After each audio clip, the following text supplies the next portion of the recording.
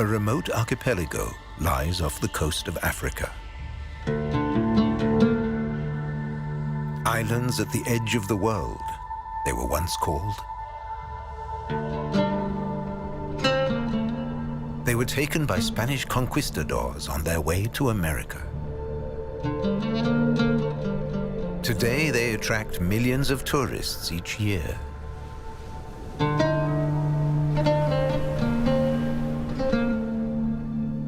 Human history has certainly left its mark.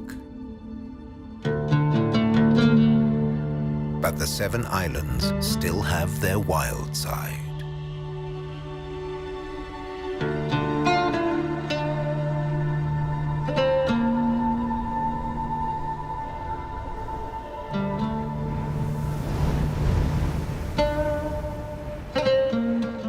Sand dunes, forests, volcanic peaks, lava deserts. Far from other continents, unique landscapes have developed on the Canaries. It all started 20 million years ago.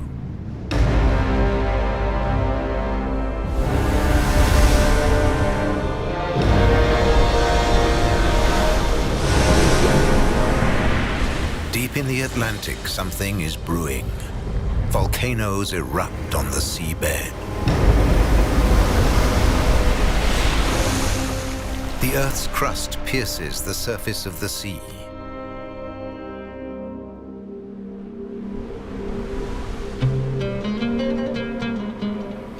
The Canaries were born of fire and have yet to settle.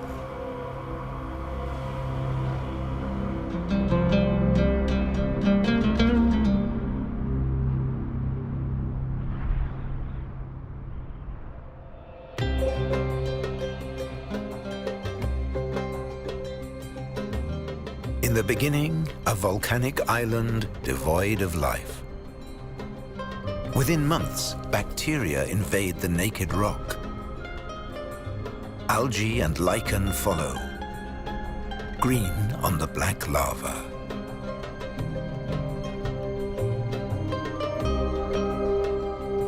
The world of the fire mountains, the visible beginnings of life itself.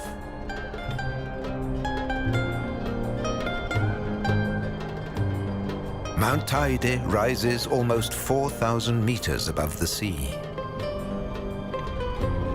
It's a sleeping giant.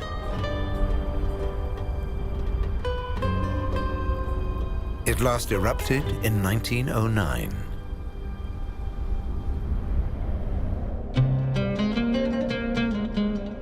Innumerable eruptions created one of the world's great natural wonders. Volcanoes, craters, and hardened lava streams merge in a rugged, forbidding landscape.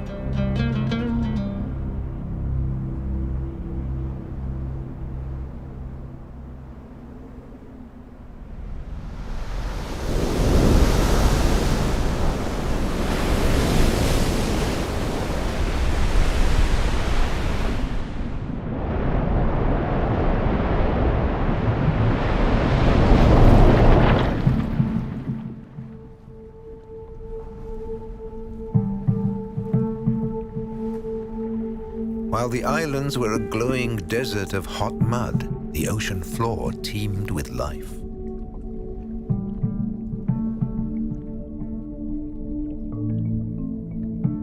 But below the surface too, volcanoes are unstable habitats. Hot gases can escape the Earth at any time, poisoning the surrounding water. Immobile life forms meet an untimely end.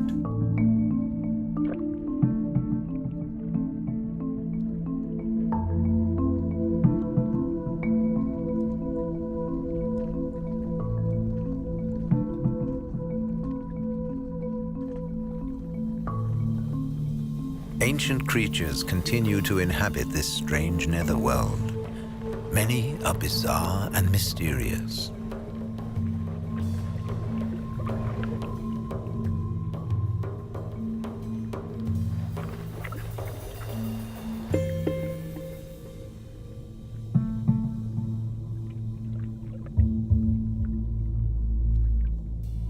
When cold water meets molten lava, the result can be powerful explosions that sink entire coastlines, or complex networks of underwater caves stretching far inland.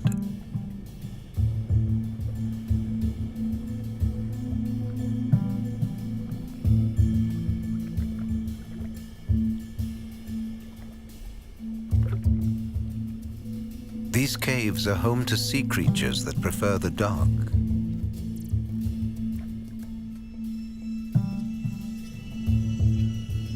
Isolated from the outside world, surreal life forms have developed in a submarine cave on Lanzarote.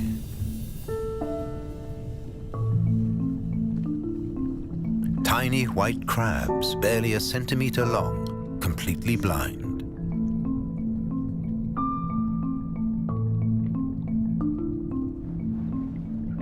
Rays have inhabited the seas since ancient times.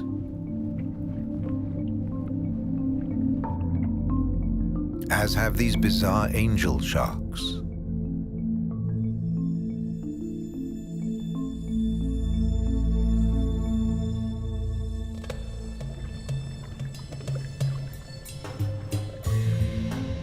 As the islands rose from the seabed, these creatures had to adapt to their changed environment. More and more species emerged from the deep.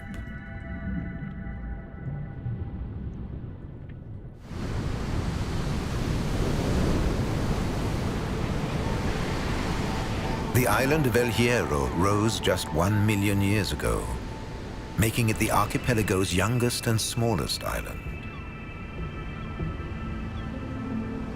It was home to an animal whose ancestors came from Africa, but now has one last refuge. Tiny, inaccessible, Roca Chico de Salmor.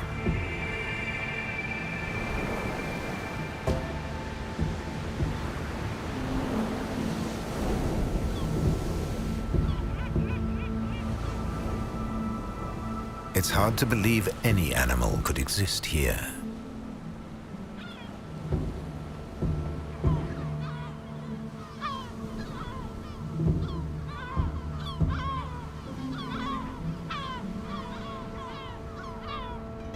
But there is one.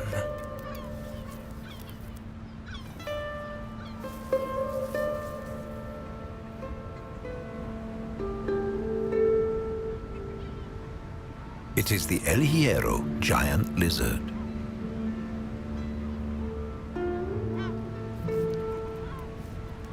Between 150 and 200 of them live on the barren rock.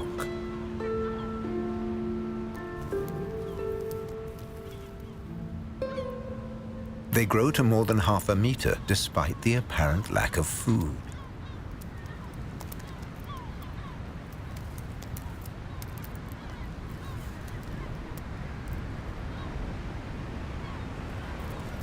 The sparse vegetation shouldn't support so many lizards, and yet these animals even find the energy to reproduce here.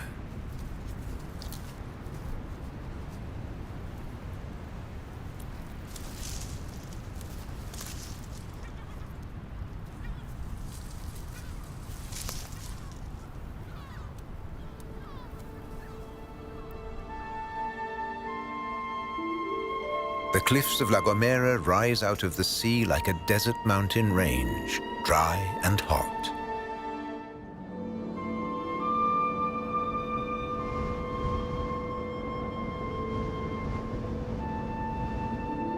At higher elevations, however, the island's appearance changes.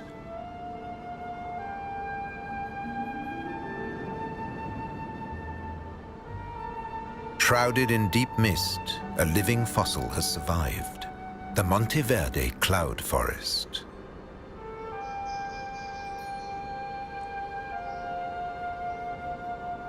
Laurel trees grow close together, forming an impenetrable thicket. The forests are a remnant of the Tertiary era, the last of their kind on the planet.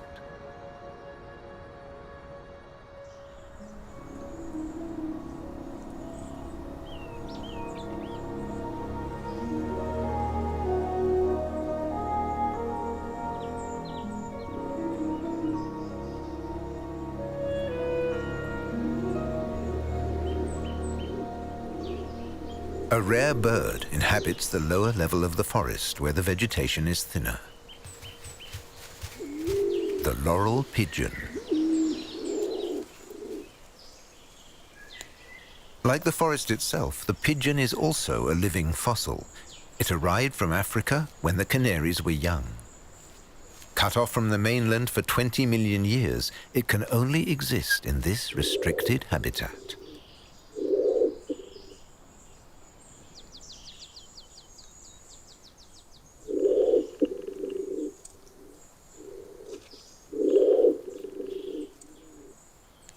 Of course, the animal most associated with the islands is the canary.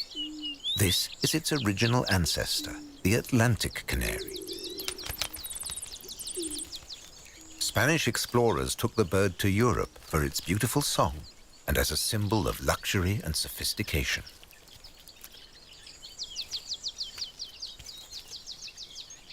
Canaries like sweet things. They were once known as sugar birds. Today's canaries are still drawn to the ripe fruit of the arbutus tree.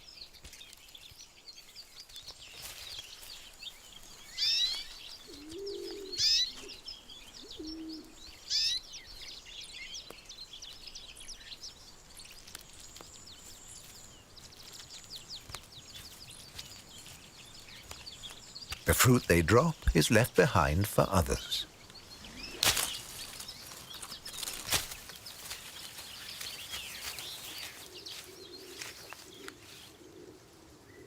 For example, the common chaffinch.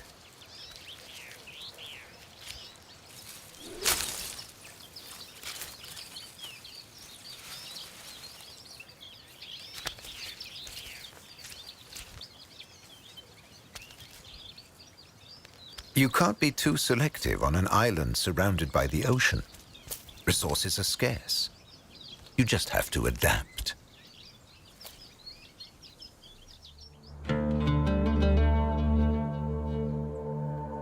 From afar, it looks like a lush green paradise. But the area around El Teide is a barren volcanic desert.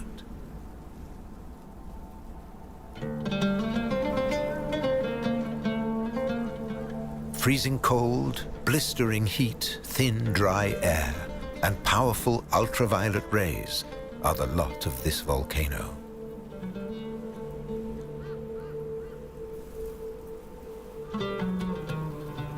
The Mount Teide bugloss can withstand the difficult conditions, growing a tower of red blossom 3 meters high.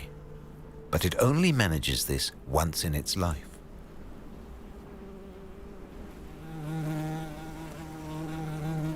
The more flowers, the higher its chance of being pollinated by passing insects. All its energy focused on this one hope of creating the next generation.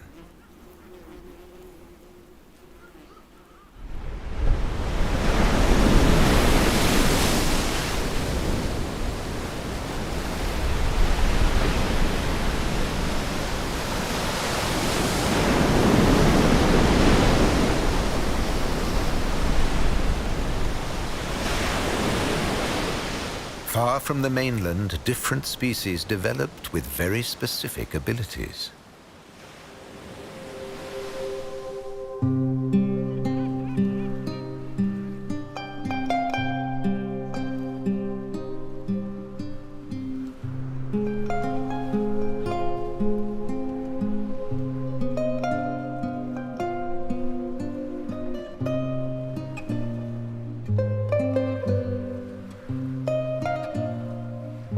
On a rocky outcrop on Tenerife lives one of the most endangered plants on Earth.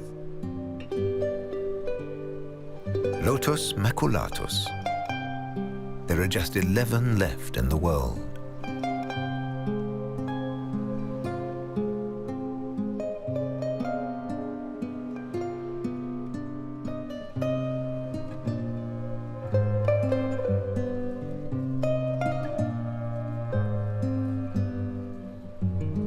This plant entered into a unique partnership to survive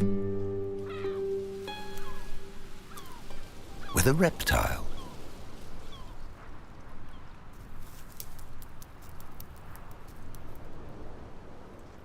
The lizards feed on the plant's blossoms.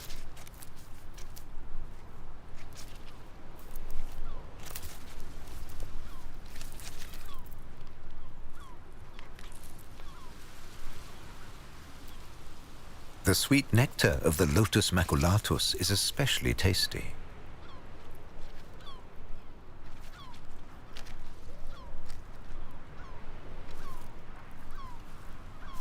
The secret of the plant's survival? Its pollen is located on the tip of the blossoms. When the lizard stretches for the nectar, pollen is brushed onto its head. The lizard then moves on to the next plant and pollinates it.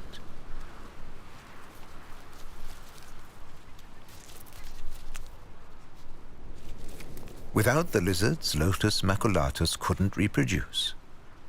It would vanish forever.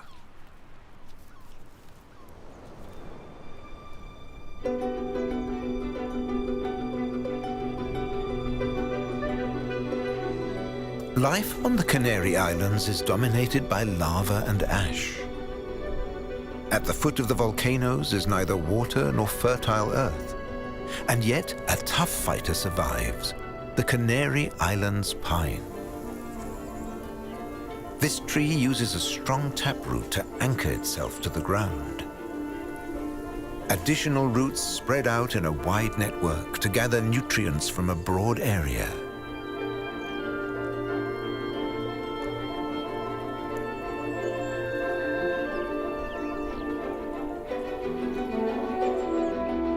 Because the root systems are so expansive, there's plenty of space between the trees.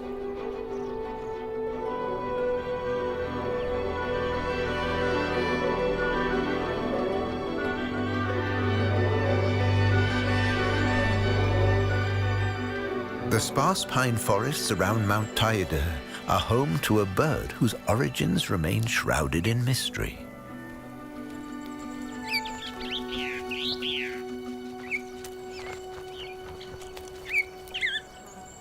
The Tenerife blue chaffinch. The plumage of the males is a striking shade of blue. The chaffinches prefer mountainous regions, building their nests in the largest, oldest pines. And they're not the only birds here. These sparse forests are also inhabited by African blue tits and woodpeckers. This young blue tit can already fly, but it still depends on its parents for food. The chaffinches, on the other hand, will breed later in the year. These females still have time for minor disputes.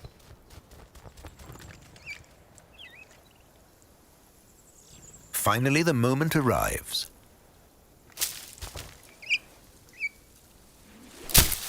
Pine cone season. The seeds of the pine trees are rich in protein. The chaffinches have matched their breeding season to the life cycle of the trees.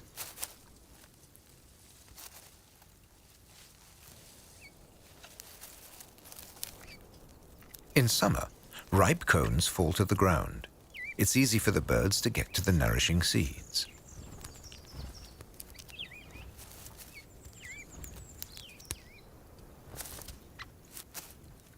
This is the perfect time to rear their young.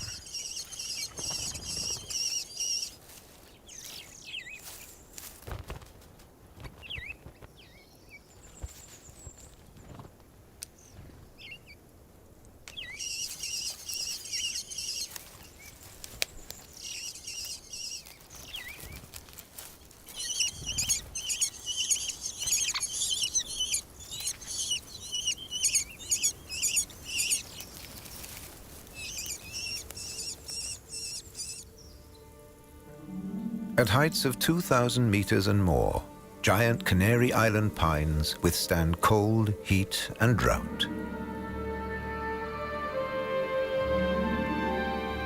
But living in a volcanic neighborhood can be extremely dangerous.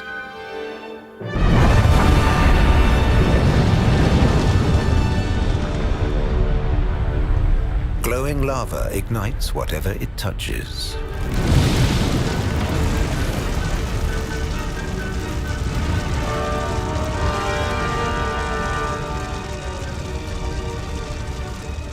Volcanic eruptions destroy everything in their path. Fires spread unhindered, scarring the landscape.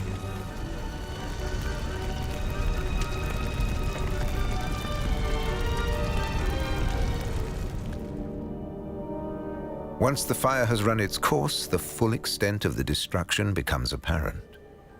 The Canary Island pines are the only life left standing. Their bark protected the sensitive pith. The secret of their survival lies in their needles that burn up fast and then extinguish. The flames have nothing to hold on to in the sparse forest and pass on.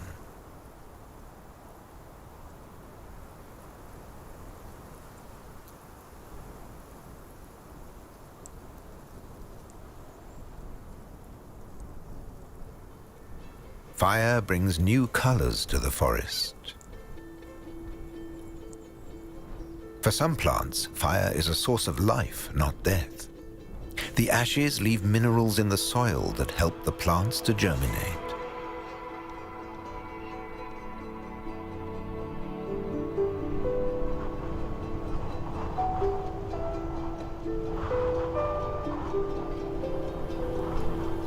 In summer, the cooler, damper Alisio trade wind reaches the northern side of the island. The steep slopes block its progress. Rising air cools and condenses. Thick clouds flow into the parched forests.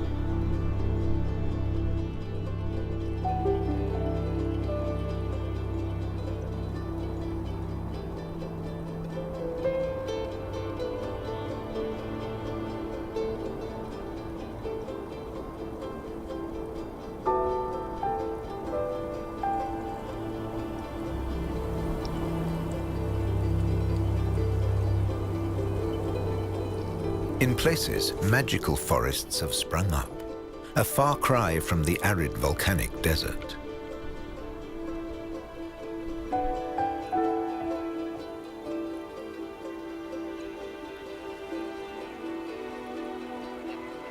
Life in here is determined by the clouds. The mist helps lichen, ferns, and moss grow on the trees.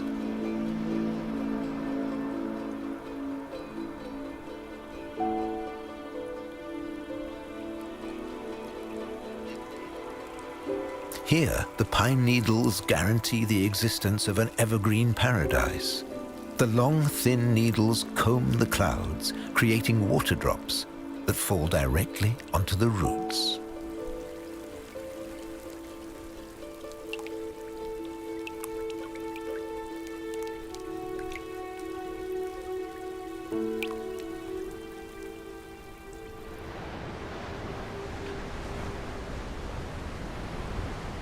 On Fuerteventura, there are no mountain forests to be watered by the trade winds. Life here must withstand heat and drought.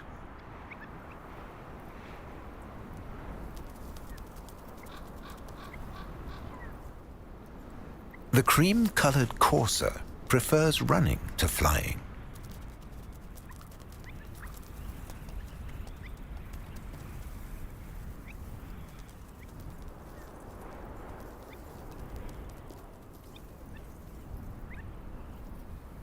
This graceful bird scans its surroundings for danger in an upright position, stretching its neck as high as it can. With its sand-colored plumage, it's almost invisible in the rocky scree.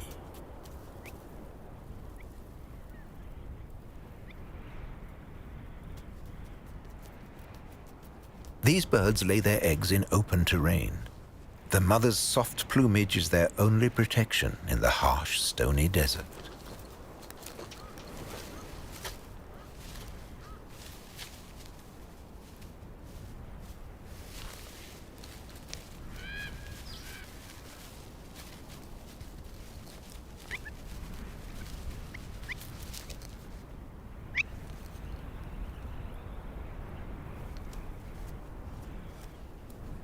cream-colored coursers are shy, quiet birds. But mothers encourage their unborn chicks with delicate, high-pitched calls. Soon, the offspring will reply.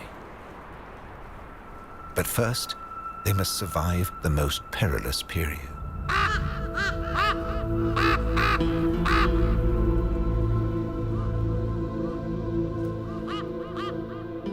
Brown-necked ravens settle on an old volcanic cone.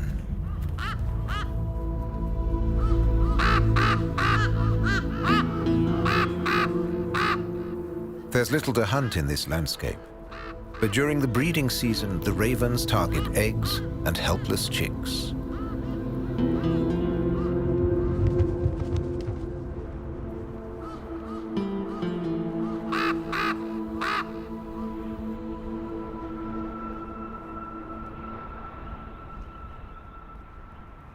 The stone curlew does everything slowly to avoid drawing attention to itself.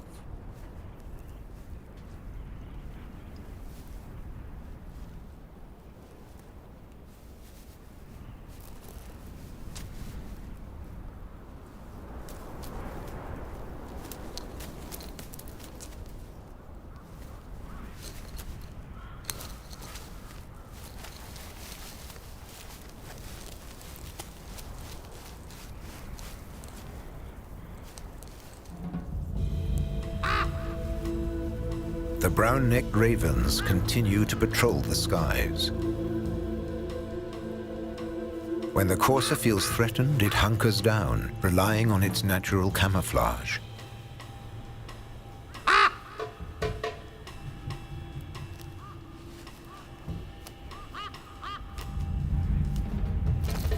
Brooding mothers only move at the last possible moment to draw the ravens away from their eggs.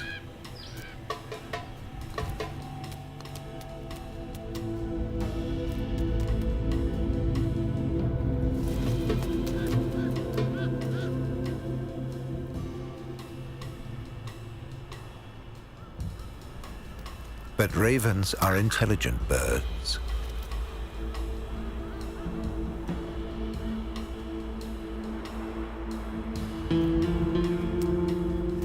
They spot the slightest change in the surrounding landscape. Birds' eggs are easy prey.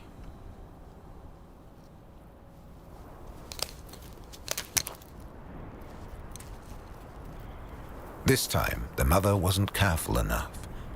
She must watch as her brood is destroyed.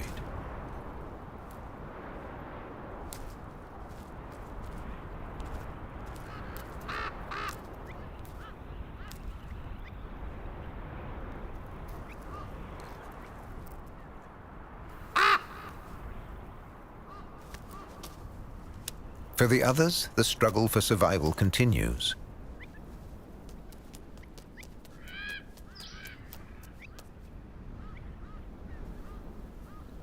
This female is more fortunate.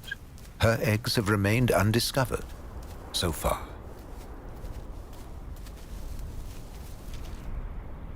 After 3 long weeks, the eggs will soon hatch.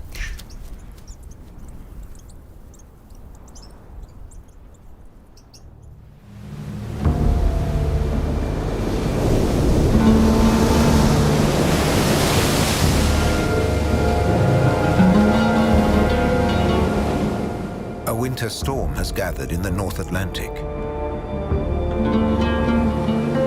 Now it sweeps the islands.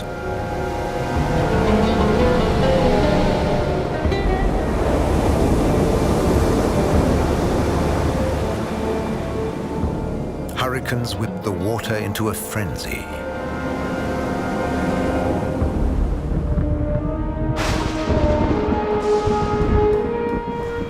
Temperatures drop below 0.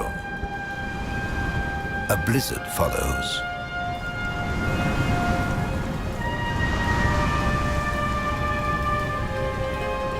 Unheard of weather for the Canaries.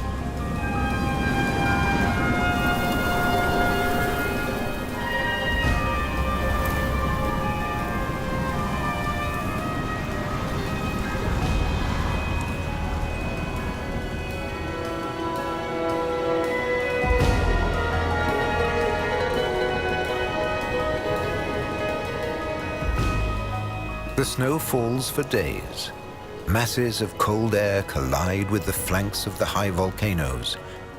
The fire mountains become a sea of white.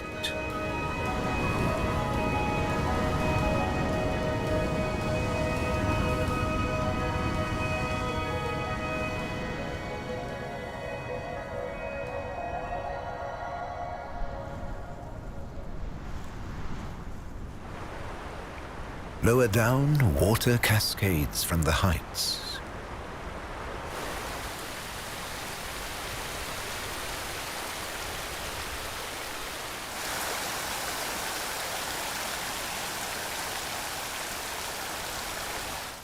The forest that usually survives on moisture from the clouds soaks up the excess water like a sponge.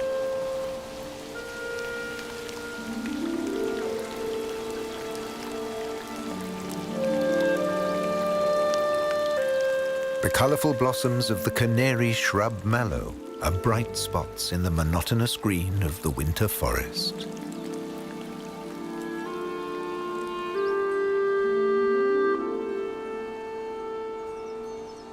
There's a reason the plant has picked the winter to bloom. Its blossom attracts migrant birds.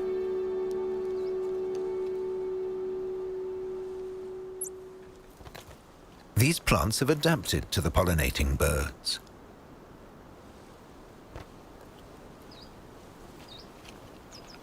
The chiffchaff is after the sweet nectar. As it reaches in, its head touches the plant's stamens, shaking the pollen loose, which it transfers to the next blossom.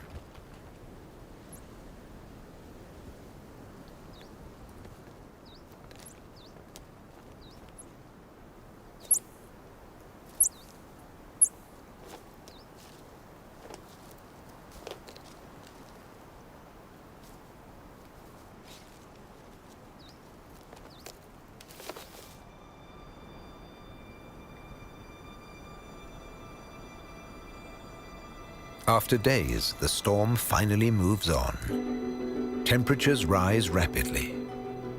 The snow will soon vanish, but for a while El Teide shows a very unfamiliar face.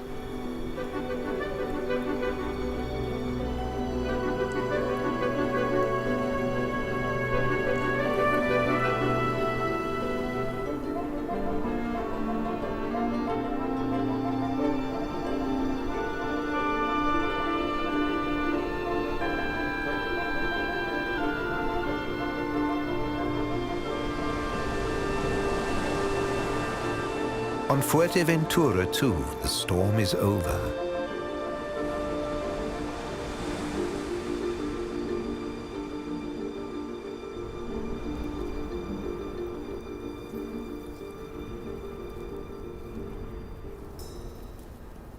The first cream-colored courser has hatched from its egg, wet, blind, and completely helpless.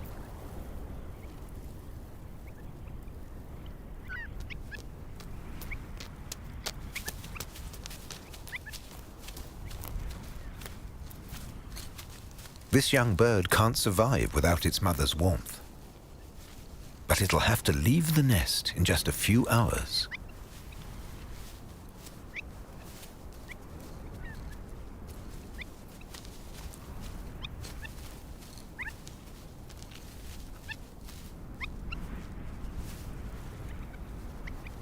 The mother must now pay close attention to the brood. The second chick will hatch at any moment.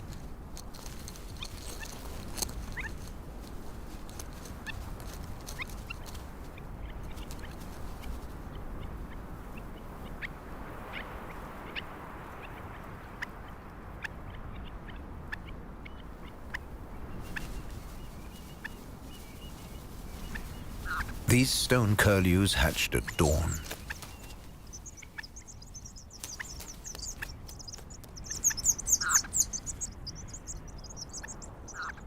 They're still a little unsteady. Their only protection is the camouflage of their mottled plumage. A raven is particularly keen on freshly hatched chicks. It's watching for telltale movements.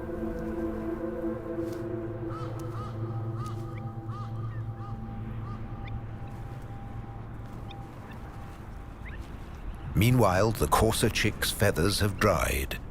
The young bird is determined to explore its surroundings.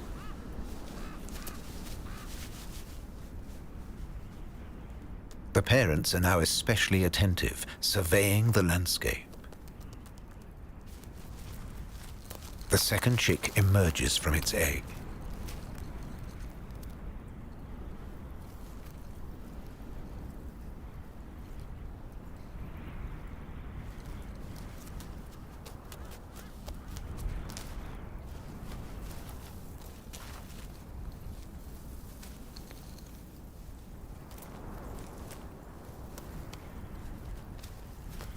This is a critical moment. The mother immediately removes the bright eggshell. It mustn't attract the attention of the raven.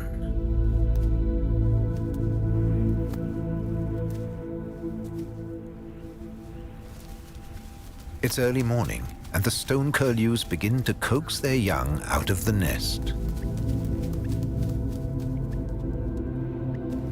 They're barely able to stand, but it's time to explore. Step by unsteady step, the freshly hatched chicks make their way over the stony ground.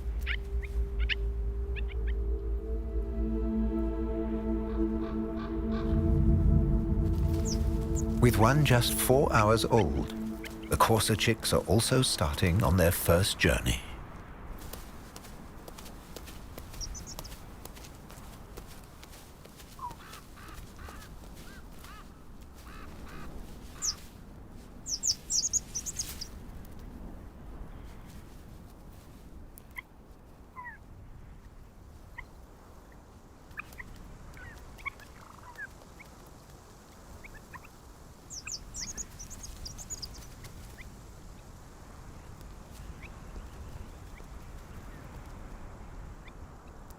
Using food as a lure, the parents lead their young as far from the nest as possible.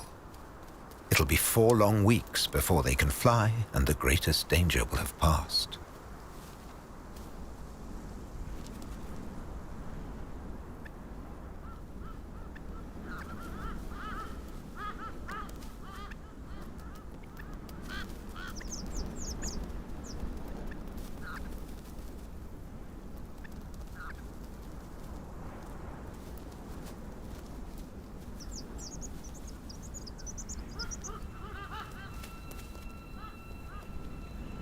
The erosion of wind and weather has smoothed the summits of the volcanoes.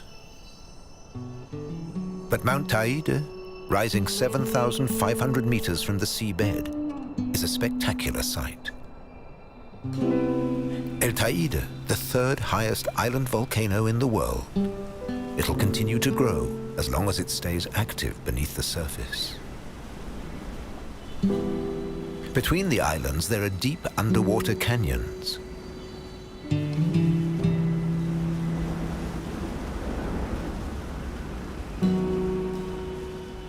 Conditions here are ideal for the great marine mammals. Pilot whales are nomads. They cross the world's oceans in family groups.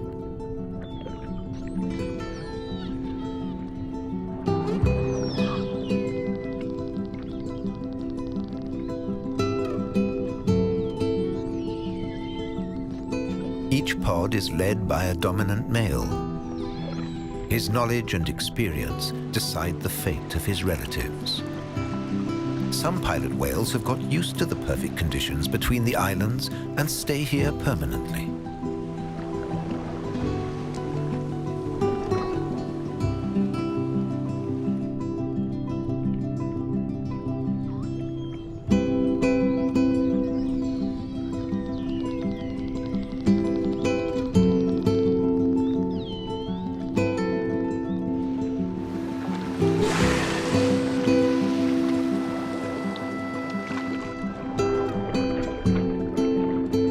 Whales are not the only marine mammals in the vicinity. Common dolphins cruise the seas in search of rich fishing areas, constantly communicating with each other.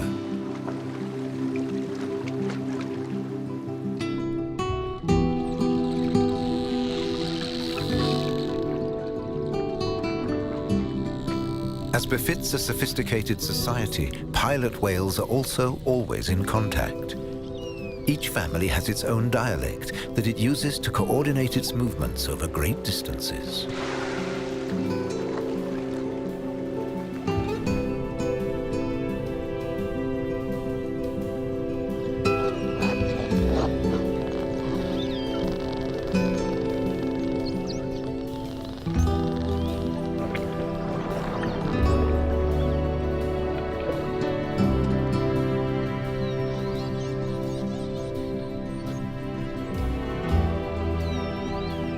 The pilot whales have developed an extremely sensitive sonar system to detect prey.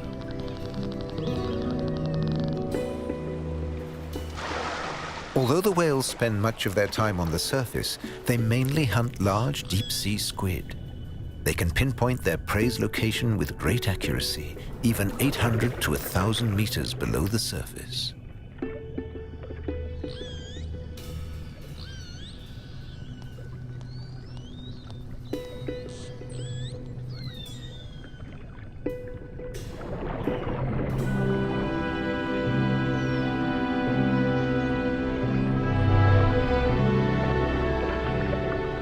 While diving, the whales work together closely.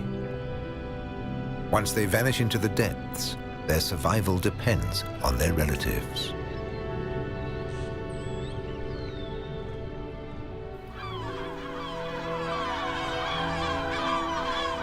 Shrieking gulls circle the Roque Chico de Samor. They breed in a large colony on this sheer rock rising out of the sea.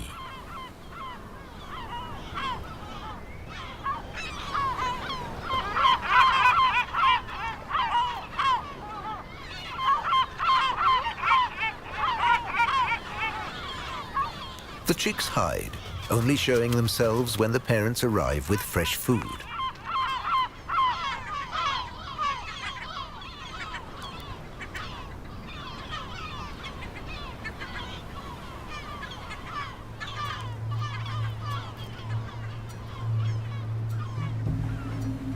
The gull colony is a godsend for the El Hierro giant lizard. Without the gulls, the lizards would starve on the barren rock.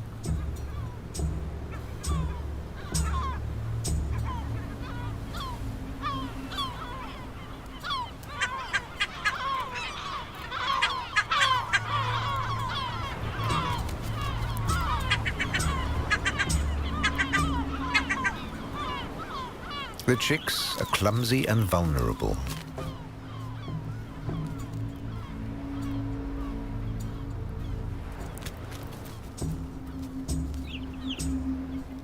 The hungry lizards observe them from close by.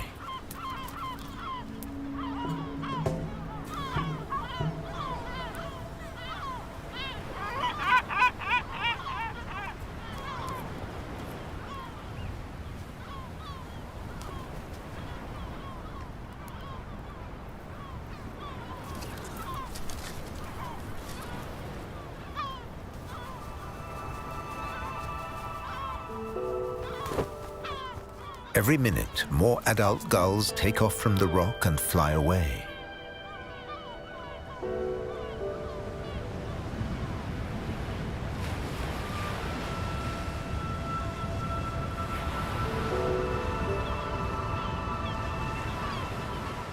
Their destination? The high plateau on El Hierro, the mainland to this tiny rock.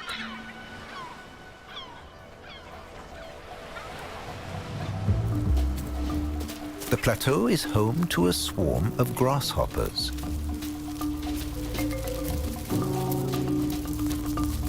Since biblical times, these Moroccan locusts have been considered a plague, but they're a blessing for the gulls that can simply grab them in their beaks.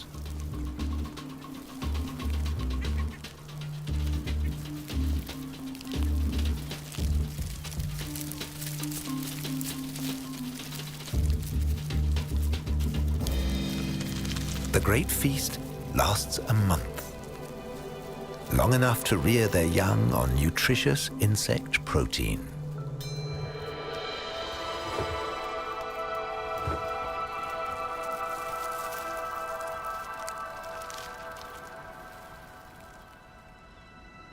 The gulls make their return journey laden with fresh food. An ornithological airlift ensures the chicks on the rock never go hungry.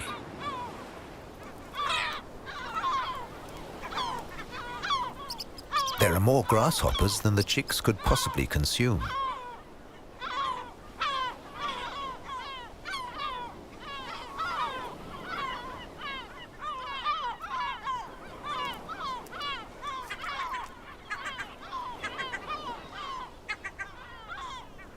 Occasionally they'll have to wait.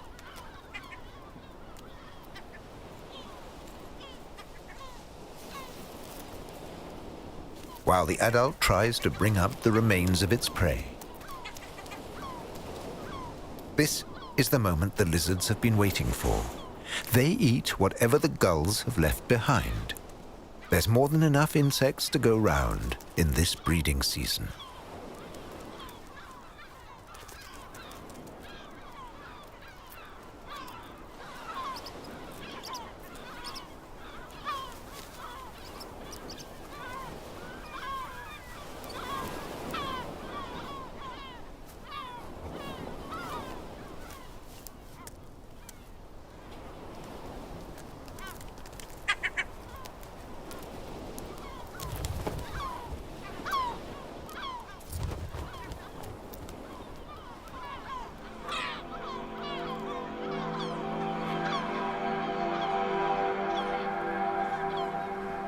The excess protein helps the lizards see out the rest of the year and even breed.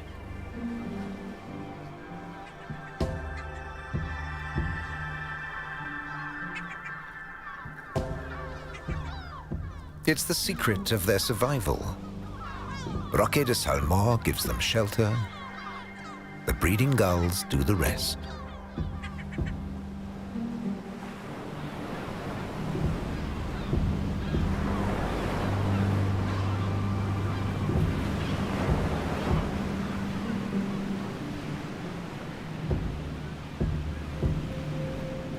The Canary Islands are a small, fascinating world with an amazing range of climates, landscapes, and unique species.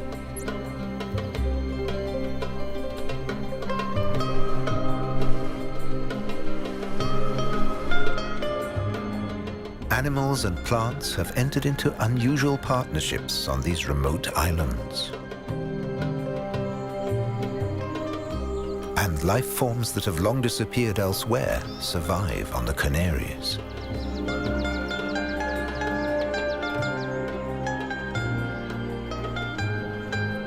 The entire archipelago is a confined world where one aspect of life depends on another. But if just one element fails, the entire system could collapse. If that were to happen, the Canary Islands would return to what they were millions of years ago, a barren volcanic desert.